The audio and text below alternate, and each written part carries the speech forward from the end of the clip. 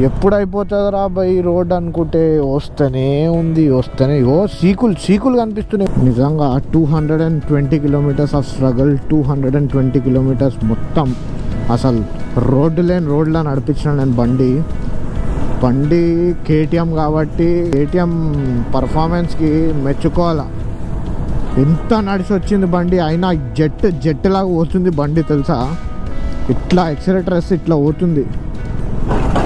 ఇంజన్లో ఒక్క సౌండ్ లేదు, ఏం లేదు. That's what KTM is. కేటీఎంకి ఒక ఛప్రీ ట్యాగ్ ఇస్తే అది ఛప్రీ అవ్వదు.